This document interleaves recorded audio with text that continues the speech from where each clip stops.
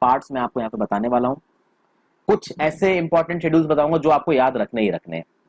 जैसे for example union and it's territory आता है आर्टिकल 1 से 4 में, पता होना चाहिए। सिटीजनशिप्स 5 से 11, फंडामेंटल राइट्स 12 से 35, directive principles of state policy 36 से 51। ये मेरे ख्याल से जिसने थोड़ा भी सीरियसली पढ़ा उसे पता होगा। फंडामेंटल ड्यूटीज 51A में। फिर अगर आप यूनियन गवर्नमेंट की बात करें तो union government comes from article 52 to 151, जिसमें से एग्जीक्यूटिव 52 टू 78, पार्लियामेंट 79 टू 122। एक बात, legislative powers of the president article 123 कौन सी पावर है ये? Ordinance making power of the president. Union judiciary आती है 124 से 147 में। फिर comptroller and auditor general of India ये आता है 148 से 1 से 51। देखिए दोस्तों, ये आपको याद करना क्यों जरूरी है ये भी मैं आपको बता दूं। होता क्या है कि कभी कभी जब यूपीएससी मेंस में मान लीजिए आप किसी आंसर को लिख रहे हैं या फिर किसी ऐसे में आप किसी आंसर को लिख रहे हैं और मान लीजिए संविधान में लिखित किसी भी आर्टिकल के बारे में आपको कोट करना हो, मान लीजिए एग्जीक्यूटिव के बारे में कुछ कोट करना हो या फिर legislative powers of the president के बारे में कुछ कोट करना हो, तो अगर आपको यहाँ पे याद है कि भाई ordinance power of the president comes under article 123 of the constitution, तो इस आर्टिकल 123 को आप अपने आंसर में कोट कर सकते हैं, नंबर थोड़े अच्छे मिलेंगे। फिर कहीं पे अगर आप फाइनेंशियल अकाउंटेबिलिटी की अगर बात कर रहे हो, उस फाइनेंशियल अकाउंटेबिलिटी में आप सेंटर पे comptroller and auditor general of India का एग्जांपल दे देते हो और ये लिख देते हो this is mention in article 148 to 151, तो ये आपके आंसर को एक डेप्थ देगा। इसलिए कुछ सिलेक्टेड याद रहिए, फायदा ही देगा। फिर आगे बात करते हैं, स्टेट गवर्नमेंट्स आती है 152 से 237 में, ठीक है। उसके सब क्लासिफिकेशन है यहाँ पे नीचे। फिर जैसे कि आर्टिकल 123 में legislative powers of the president थी, आर्टिकल 213 में legislative powers of the governor है। एग्जैक्टली ये क्या है दोस्तों, ये जब हम इन चैप्टर्स में पहुंचेंगे इंडिविजुअली तब देखेंगे। हाई कोर्ट्स आती हैं आपकी 214 से 232 में, सब ऑर्डिनेट कोर्ट्स 233 से 237 में। फिर आगे the states in part B of the first schedule, इसको डिलीट कर दिया गया है। 7th कॉन्स्टिट्यूशनल अमेंडमेंट एक्ट से इसको डिलीट किया गया है, पहले आर्टिकल 238 में था, अब ये नहीं है। यूनियन टेरिटरीज आती हैं आर्टिकल 239 टू 242 में। पंचायत आती हैं 243 टू 243 ओ। फिर आगे आप म्युनिसिपैलिटीज की बात करें तो 243 P to 243 Z G, cooperative societies 243 Z H to 243 Z T. देखिए म्युनिसिपैलिटीज, कोऑपरेटिव सोसाइटीज के आर्टिकल्स को और पंचायत के आर्टिकल्स को रटना थोड़ा सा मुश्किल है, लेकिन जैसे जैसे टॉपिक्स आएंगे जो इंपॉर्टेंट आर्टिकल्स आपको याद रखने हैं मैं बताता चलूंगा। फिर शेड्यूल एंड ट्राइबल एरियाज, अच्छा relation between union and the states ये आता है 245 से 263। तो कभी कभी पीसीएस में भी ये सवाल पूछ दिए जाते हैं कि भाई relation between union and states कौन से आर्टिकल के ग्रुप में आता है, 4 ऑप्शन दे दिए जाएंगे, तो आपको याद रखना चाहिए। आगे चलते हैं दोस्तों, ये सारे इंपॉर्टेंट आर्टिकल्स आपको दिख रहे हैं। एक और इंपॉर्टेंट यहाँ पे right to property article 300A। कौन सा वो आर्टिकल था जिससे प्रॉपर्टी को फंडामेंटल राइट की कैटेगरी से हटा के एक लीगल राइट बनाया गया था? बता चुका हूं दोस्तों, कौन सा अमेंडमेंट एक्ट था? वो था 44th अमेंडमेंट एक्ट 1978, पढ़ा रखा है मैंने ये आपको आगे पहले। फिर services under the union and the states article 308 से 323। नीचे दिए आर्टिकल में बताइए कि यूपीएससी का प्रावधान कौन से भारत के संविधान के आर्टिकल में किया गया है। फिर एक और बहुत इंपॉर्टेंट चीज है दोस्तों जो कि है ट्राइब्यूनल्स। ट्राइब्यूनल्स आते हैं आर्टिकल 323A से 323B में। 42nd अमेंडमेंट एक्ट 1976 के थ्रू इनको इंट्रोड्यूस किया गया, दोस्तों आगे भी देखेंगे।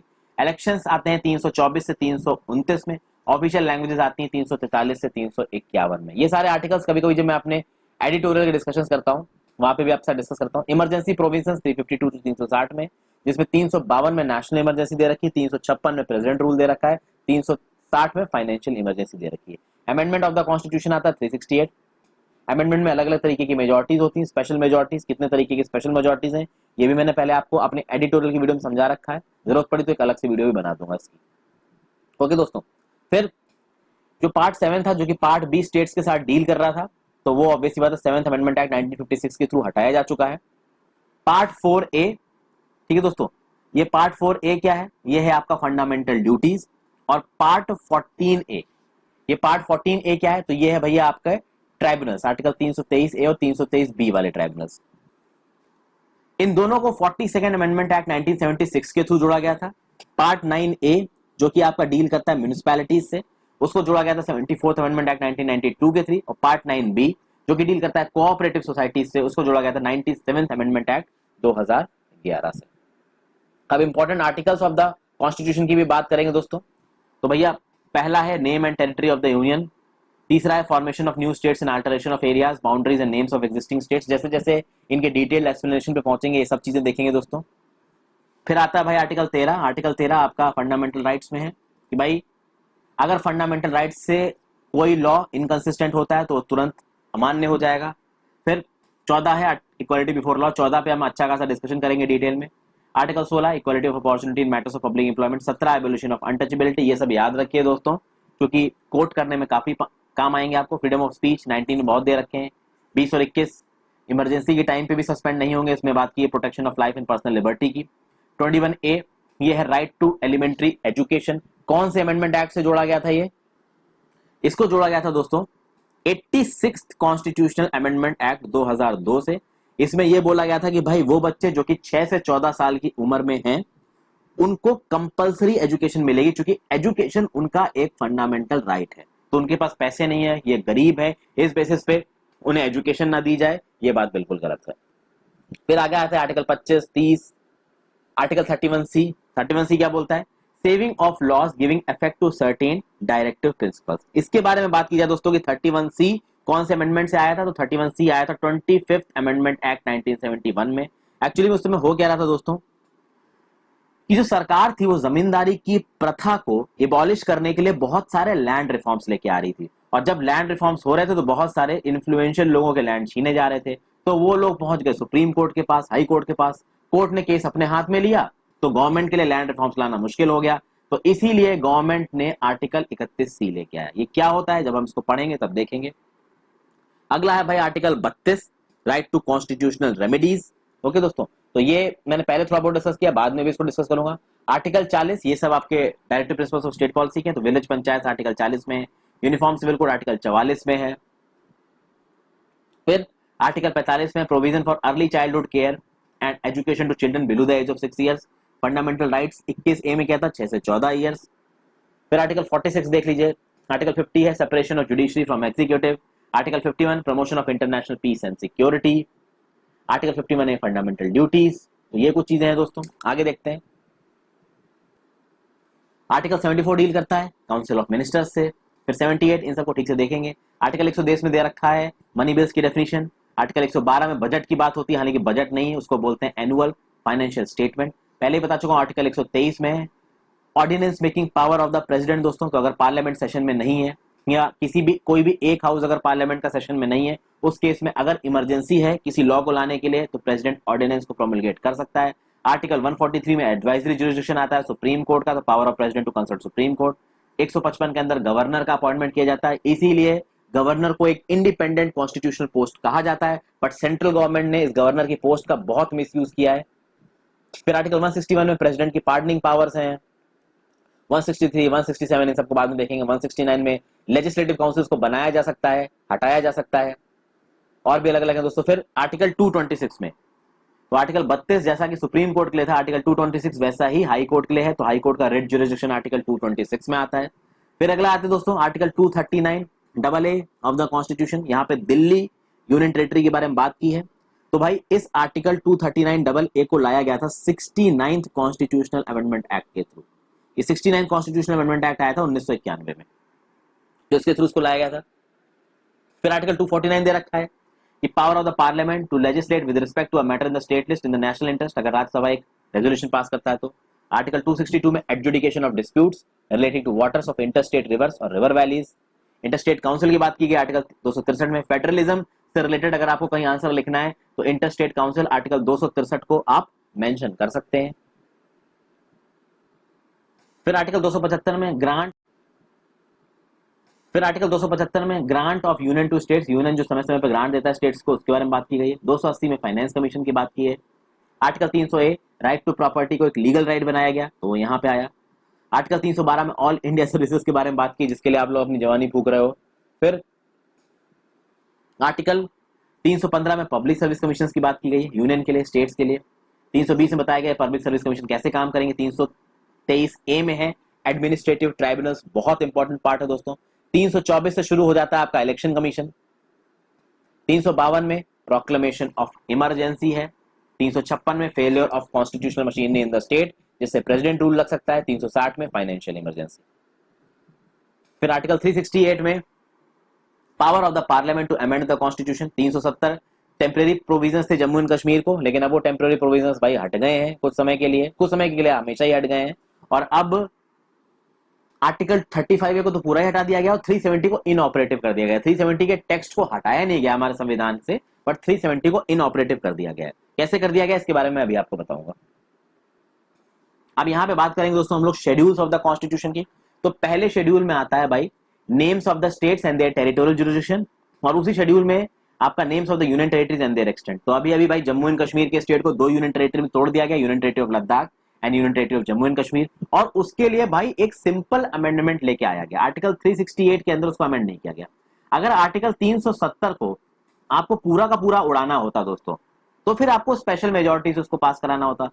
सेंट्रल गवर्नमेंट ने सोचा कि जम्मू एंड कश्मीर को पूरा इंडिया के साथ इंटीग्रेट करना है, तो हमको 370 की जरूरत ही नहीं, आर्टिकल 35A को एक एग्जीक्यूटिव ऑर्डर के साथ इनऑपरेटिव किया और साथ साथ इस फर्स्ट शेड्यूल को एक सिंपल मेजोरिटी से बदल दिया। तो एक स्टेट 2 यूनियन टेरिटरीज में बढ़ गया। फिर आगे देखते हैं सेकंड शेड्यूल के बारे में बात करते हैं दोस्तों। सेकंड शेड्यूल में बता रखा है कि क्या इमोल्यूमेंट्स होंगी अलग अलग, जो हमारे यहाँ पे डिग्निटरीज है उनके अलाउंसेस क्या होंगे, उनके प्रिविलेजेस क्या होंगे। तो किसकी किसकी बात कर रखी है यहाँ पे प्रिविलेजेस में, तो प्रेसिडेंट ऑफ इंडिया की बात कर रखी है, गवर्नर ऑफ स्टेट्स की, लोकसभा के स्पीकर, डिप्टी स्पीकर के, राज्यसभा के चेयरमैन, डिप्टी चेयरमैन के, ये बड़े बड़े डिग्निटरीज हैं हमारे कॉन्स्टिट्यूशन के हिसाब से।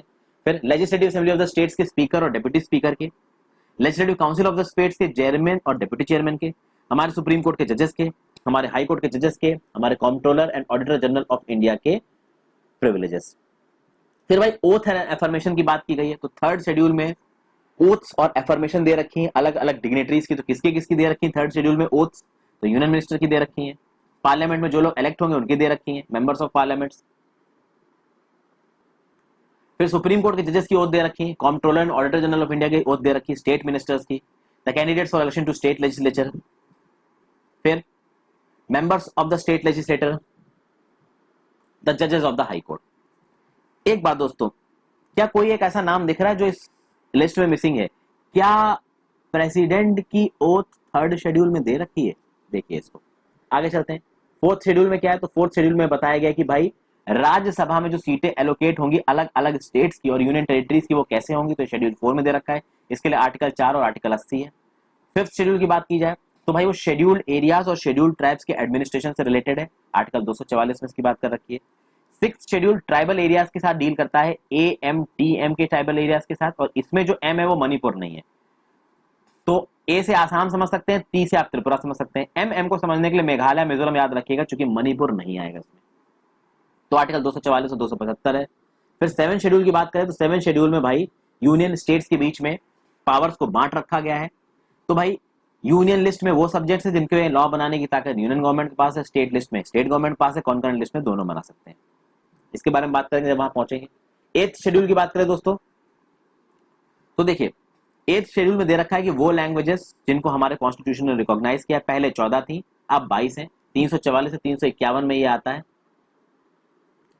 यहां पे वो 22 की 22 लैंग्वेजेस बताई गई हैं। फिर ये भी बताया गया कौन से अमेंडमेंट एक्ट से जोड़ी गई, तो सिंधी को जोड़ा गया 21st अमेंडमेंट एक्ट 1967 से, कोनकरी मणिपुरी और नेपाली को जोड़ा गया 71st अमेंडमेंट एक्ट 1992 से, बोडो डोंगरी मैथिली संतली को जोड़ा गया 92nd अमेंडमेंट एक्ट 2003 से, उड़िया को उड़िया नाम दिया गया 96 अमेंडमेंट एक्ट 2011 से। फिर हम बात करते हैं दोस्तों 9th शेड्यूल की। तो 9th शेड्यूल क्या है दोस्तों, इस 9th शेड्यूल को जोड़ा गया था फर्स्ट ऑफ अमेंडमेंट एक्ट 1951 के थ्रू। हुआ क्या था दोस्तों कि हमारी आजादी के बाद से सुप्रीम कोर्ट बहुत एक्टिव हो गया था। तो जो भी नियम कानून सेंट्रल गवर्नमेंट बनाती थी वो सुप्रीम कोर्ट में उसके खिलाफ याचिका दायर हो जाती, तो सुप्रीम कोर्ट उसको हियर करता था। तो भाई सुप्रीम कोर्ट का जब इन्वॉल्वमेंट ज्यादा होने लगा, इंटरफेरेंस ज्यादा होने लगा, तो भाई हमारी सरकार को समझ में आया कि कुछ तो करना पड़ेगा। तो फर्स्ट अमेंडमेंट एक्ट 1951 लाने के बाद उन्होंने बना दिया 9th शेड्यूल, और 9th शेड्यूल के अंदर उन्होंने जो जो भी सब्जेक्ट रखे, they were not subject to judicial scrutiny. यानी कि सरकार अगर कोई डिसीजन लेती है और उस डिसीजन को डाल देती है 9th शेड्यूल में, तो वो decisions are not subject to judicial review by the supreme court और एनी अदर कोर्ट। तो सुप्रीम कोर्ट, हाई कोर्ट उनका रिव्यू नहीं कर सकते। तो हो कह रहा था भाई कि भाई लैंड रिफॉर्म्स हो रहा था, जमींदारी सिस्टम को एबॉलिश किया जा रहा था, उसके चलते भैया बहुत सारे जिनके जमीनें छीड़ी जा रही थी उन्होंने जाके हाई कोर्ट में, सुप्रीम कोर्ट में केस डाल दिए, वो केस हियर होने लगे, एक दो डिसीजंस आ गए सरकार के अगेंस्ट में, तो सरकार ने बना दिया 9th शेड्यूल और बोला भाई जो लॉज हम इस 9th शेड्यूल में डालेंगे they are not subject to judicial scrutiny. लेकिन बाद में इसका मिसयूज भी बहुत हुआ, इसलिए 2007 में सुप्रीम कोर्ट ने बोला कि भाई 24 अप्रैल 1973 जो कि केशवानंद भारती केस की जजमेंट की डेट थी, इसके बाद जो भी नियम कानून 9th शेड्यूल में डाले गए हैं they are open to judicial review, यानी उनका जुडिशियल रिव्यू हो सकता है। 24 अप्रैल 1973 से पहले जो कुछ भी कानून इसमें डाले गए थे उनका रिव्यू नहीं हो सकता, जुडिशियल स्क्रूटनी नहीं हो सकती। बट उसके बाद 24 अप्रैल 1973 के बाद अगर किसी कानून को, प्रोविजन को, एक्ट को इस 9th शेड्यूल में डाला गया है तो that is open to judicial review. फिर बात करते हैं 10th शेड्यूल की, तो यहाँ पे डिस्क्वालिफिकेशन की बात की गई, members of the parliament and state legislature on the basis of defection. इसको लेके आया गया था 52nd अमेंडमेंट एक्ट 1985 के थ्रू। इसको एंटी डिफेक्शन लॉ भी कहा जाता है। आर्टिकल 102 सेंटर के लिए, आर्टिकल 191 स्टेट लेजिस्लेचर के लिए। फिर भाई आखिरी के 2 शेड्यूल दे लेते हैं सबसे इंपॉर्टेंट, एक 11th शेड्यूल, एक 12th शेड्यूल। ये तो शायद सबसे आसान होता है याद करना। 11th 243 जी आर्टिकल और 12th 243 डब्ल्यू। 11th में बात करी गई है पावर्स, अथॉरिटी और रिस्पॉन्सिबिलिटी पंचायत की, जिसमें 29 मैटर्स हैं। 73 अमेंडमेंट एक्ट 1992 के थ्रू इसको जोड़ा गया था। 12th शेड्यूल में बात करी गई है म्युनिसिपैलिटीज की पावर, अथॉरिटी, रिस्पॉन्सिबिलिटी। 18 मैटर है इसमें। इस शेड्यूल को जोड़ा गया था 74th अमेंडमेंट एक्ट 1992 के थ्रू। तो यहाँ पे मैं इस वीडियो खत्म कर रहा हूँ। इन 3 टेबल्स को मैं इग्नोर नहीं कर सकता था, इसलिए मैंने इनको अलग से बनाया। दोस्तों आई होप ये वीडियो आपको पसंद आई हो तो उसको ज्यादा से ज्यादा शेयर करें, चैनल को जरूर सब्सक्राइब कर लीजिए और वीडियो को लाइक कर दीजिए। दोस्तों जल्दी जल्दी में वीडियो